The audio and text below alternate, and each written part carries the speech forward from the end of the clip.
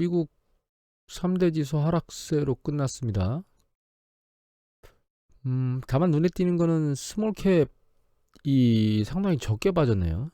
어제는 나스닥은 거의 동일한 수준으로 빠졌는데 3% 넘게. 오늘은 그렇지 않아요.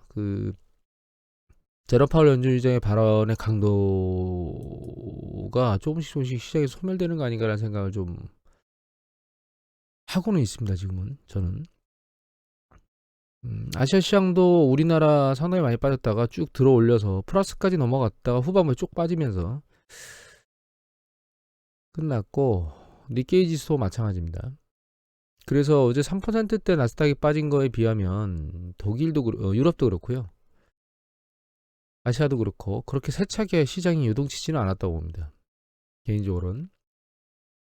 오늘도 시장 전체로 놓고 보면 이 스몰캡 상대적으로 덜 떨어진 거 보면 기술주 중심으로 시장이 좀 빠진 것 같은 느낌이 들거든요. 이게 지금 최근 움직임인데, 이게 실제 제롬 파월 연준의장 멘트가 나온 뒤고 이게 오늘이거든요. 지난번에 보면 여기서 이제 추세를 멈추고 내려올 때 살짝 정점을 찍고 조금 내려오다가 다시 반등하는 것 같은데, 제롬 파월 연준의장이 한마디 하는 것 때문에 이렇게 쭉 빠졌었습니다. 지난번에. 그리고 나서 이렇게 쭉 내려왔었거든요. 그러다가 다시 반등하다가 실제로 CPI 지수가 높게 나오면서 이게 밀려 내려왔거든요. 그리고 천연가스 얘기가 나오면서 잠깐 흔들리다가, 러시아가 천연가스 수출 중단 얘기하면서 잠깐 흔들리다가 바닥을 치고 올라왔는데, 아직 확정적으로 얘기할 수는 없는데, 일단 하루 이틀 정도 더 보면, 요번 주 금요일 오늘 내일 초반까지 보면 연준의 제롬 파월 연준 의장의 그 발언이 시장에 얼마나 충격을 주는지를 알 수 있을 것 같고, 다만 제 생각에는 저점은 안 뚫을 것 같습니다. 안 뚫고 여기서 또 다시 하락 국면을 멈출 거라고 생각을 하고 있거든요. 강도 자체가 그렇게 세게 계속 충격파를 주고 있지는 않다고 생각하고 있습니다. 지금.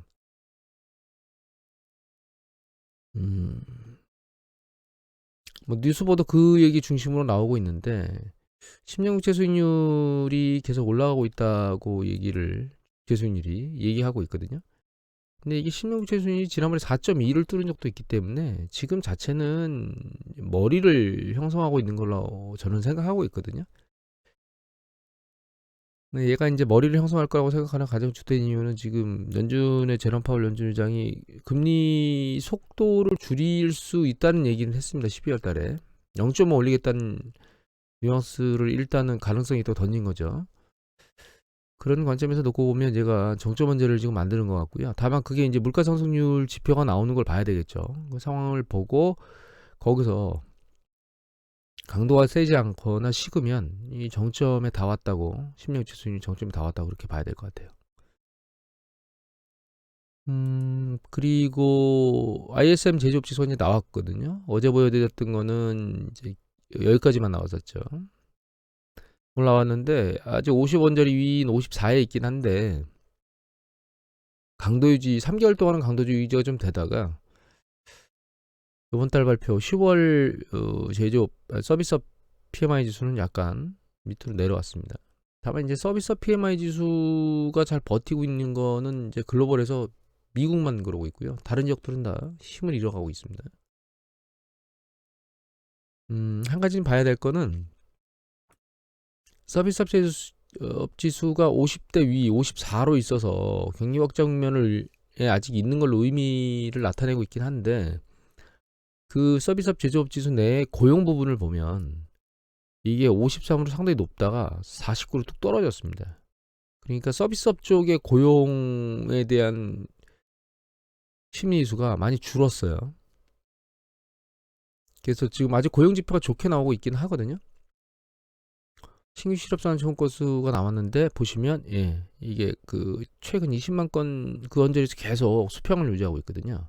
감소되거나 그렇지는 않고 있고. 그래서 아직까지 고용이 잘 버티고 있긴 합니다. 어제 그 ADP 비농업 부분 고용도 괜찮았고, 하지만 이제 서비스업이 가장 크거든요. 미국은 고용이 한 70% 정도 될 겁니다, 아마 전체 고용에. 근데 거기서 고용 심리가 좀 꺾인 상황입니다. 업자들의 고용 시장이 조금씩 가라앉을 수 있는 가능성이 이제 열리고 있는 게 아닌가 이런 생각을 하고 있고요. 또 한 가지는 이게 이제 잡컷이거든요. 해고당하는 겁니다. 대량 해고.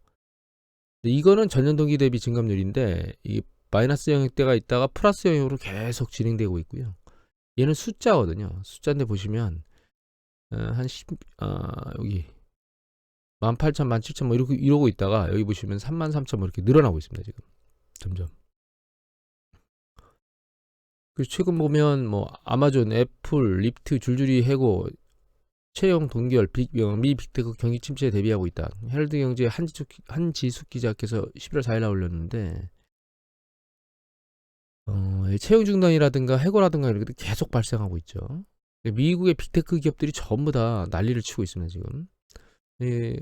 유럽이나 우리나라 같은 경우에는 그 아시아 선진국 같은 경우에는 해고를 하려면 기업이 충분히 어떤 그 조치를 하고 거기서 안 되는 경우에 해고를 하거든요. 그래서 경기 사이클에 그 후행하는 성향을 가지고 있습니다. 고용 지표가.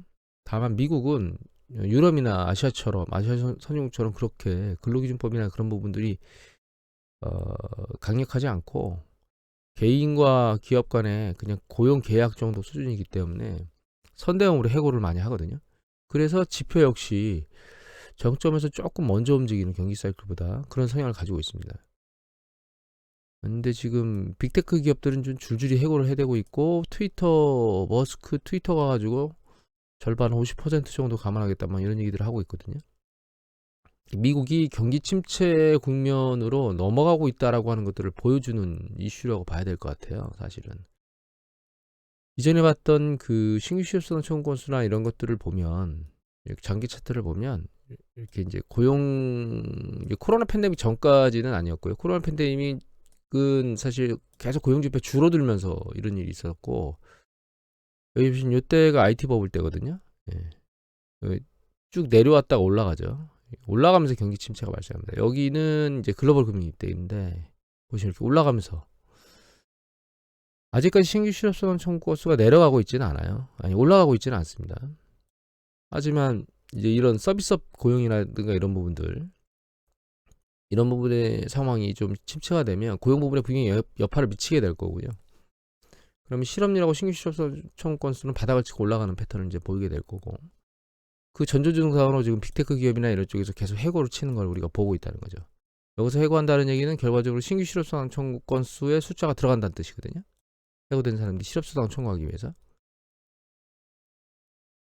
내년도에 경기 사이클 수축이 있겠느냐? 예, 거의 100% 있다고 저는 개인적으로 생각하고 있고, 다만 이제 그 상황에서 주식시장이 얼마나 영향을 미치겠느냐, 영향을 받겠느냐라고 하는 부분인데, 그거는 사실 예측하기는 좀 쉽지는 않고요. 다른 경제 지표들이나 이런 것들이 하방 압력으로 움직일 때, 지금은 경제 지표가 이미 말씀드렸지만 안 좋을 경우에 연준이 금리 인상 속도를 늦출 거라는 것 때문에 주식시장이 긍정적으로 반응을 하고 있지만, 주식 상승 강도가 멈춰지는 그 상황, 즉 뭐 0.5포인트로 가다가 이제 0.25 뭐 이렇게 줄 수 있는 12월 달, 내년도 2월 달에 다시 이제 발표가 있거든요. 12월 지나고 나면. 그 언저리쯤에는 금리 인상 속도가 둔화될 것이라는 게 시장에 완전히 녹아나면, 그때는 경제 지표 안 좋은 게 시장을 누르는 형태로 다시 바뀔 거라고 생각을 하고 있습니다. 개인적으로. 그게 아마 고용 지표가 눈으로 이렇게 쭉 올라오는 게, 실업률이 올라오고 신규 실업수당 청구 건수가 올라오고 고용은 줄어드는 게 이제 눈으로 보이면, 그때 이제 시장이 그렇게 반응을 하지 않을까 이런 생각을 하고 있습니다. 그리고 이제 기준금리를 계속 올려서 결과적으로는 고용 지표를 둔화시키는 게 지금 연준의 목표거든요. 그러니까 결과적으로 그 상황이 이루어질 때 주식시장은 경제 지표가 안 좋은 것에 부정적으로 반응을 할 것이다, 이렇게 생각을 하고 있습니다. 아직. 그리고 애플 뉴즈원 기사인데 박형희 기자께서 가끔 그 뉴스 보는데 정조 공장에서 막 탈출해가지고 집으로 가는 게 나오잖아요. 그러니까 제로 코로나 정책을 하면서 중국이 계속 글로벌 공급망에 영향을 미치고 있고, 이제 개별 기업 쪽에서 이제 애플 쪽이 가장 충격을 막 계속 받고 있는데, 이것 때문에 이제 중국 내부의 공장을 자꾸 외부로 옮기는 그런 이슈들이 계속 발생하고 있고, 이게 중국 경제에 상당히 안 좋은 패턴을 계속하고 있다는 거예요. 다만 이제 독일의 슐츠 총리가 중국에 갔죠. 간 거 같던데, 뉴스 보다 보니까. 그래서 시진핑 만나러 갔는데 중국은 글로벌 서방이 어떻게 하든 간에 국가 경제가 중국이 국가 경제 중요하기 때문에 챙기겠다 이런 거죠. 서방은 잘못했다고 생각을 하고 있긴 한데 이제 중요한 거는 중국을 제외한 글로벌 경제가 있겠느냐라고 하는 부분을 생각해 보면 중립적인 태도로 정치를 잘해야 되는 그런 상황에 와 있다 이렇게 생각을 합니다. 저는. 적정 수준에서 행동을 한다면 슐츠 총리의 행보가 전 적정하다고 봅니다 개인적으로. 그리고 동아일보의 김현수 기자께서 11월 4일날 4%로 내년 5% 간다는 건 뭐 당연할 거고 여기서 이제 제가 더 보여드리지는 않겠는데 우리나라 기준금리가 이제 3%고 여기는 미국은 4%잖아요. 이 갭이 벌어져 있기 때문에 우리나라 인플레이션도 우리나라 이번에 늦게 나왔죠. 그래서 우리나라 또 금리가 굉장히 빠른 속도로 올라갈 거고요. 아직은 은행이 대출 기준이나 이런 것들을 쪼진 않았습니다. 오히려 이제 이번에 이제 은행 4, 4분기를 나오면 기업 대출은 살짝 완화된 패턴을 보였거든요. 대기업 쪽에서. 그런데 그게 그렇게 오래 가지는 않을 겁니다. 이제 데이터를 하나 더 보면 여기 볼까요? 최근에 CD를 상당히 많이 발행한다는 뉴스 보도가 들렸거든요. 근데 여기 보시면 CD 수익률이 지금 3개월이 3.97%인데 국고채 3년이 4.158, 그 다음에 국고채 5년이 4.24거든요. 그 장단기 금리가 거의 많이 붙은 상황입니다, 지금. 그래서 우리나라도 지금 금리가 3%이지만 다음번 금융통화위원회에서는 뭐 3.5 혹은 3.75까지 갈지도 모르거든요. 지금 영국이 이번에 0.75 올렸거든요. 그래서 우리나라도 곧 장단기 금리가 역전되는 패턴을 아마 보이게 될 겁니다. 그래서 4, 4분기의 대출 태도가 그렇게 심사 기준이 강화되진 않았지만 내년도 넘어가면서 점점점 심사 기준은 강화될 거예요. 왜냐하면 은행에서 장단기 금리가 이렇게 붙어버리면 예대 마진이 상당히 축소되고 어떤 상황이 그러니까 장단기 금리가 역전되거나 이러면 오히려 역마진 구조 뭐 이런 것까지 우리가 생각을 해봐야 되기 때문에 은행 입장에서는 사실 대출이 그렇게 달갑지는 않아요. 다만 지금 이제 우리가 그 연체율을 보면 아직 기업 대출, 가계 대출 연체율이 다 올라가지는 않고 있거든요.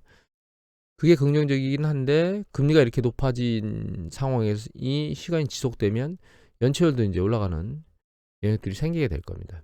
그래서 내년으로 가면 갈수록 신용 팽창은 더욱더 어려워지는 상황이 되고 그는 이제 미국은 이미 장단기 금리가 역전돼서 신용 팽창이나 이런 것들이 그렇게 녹록지는 않은 상황이고 기업 대출 관련된 심사 기준은 굉장히 높아졌거든요. 아직 4, 4분기 내에 데이터가 나오진 않아서 그건 이제 확인을 못했는데 내년으로 가면 갈수록 경기 사이클이 순환은 그렇게 녹록지는 않다. 그런 과정으로 가고 있기 때문에 연준이 기준금리 인상을 중단하고 그런 상황이 주식시장이 계속 추세적 상승을 보이게 만들 수 있을 거냐, 그거는 아니다라고 부정적으로 생각하고 있다. 이렇게 정리를 하고 있습니다. 오늘 이것으로 마치도록 하겠습니다.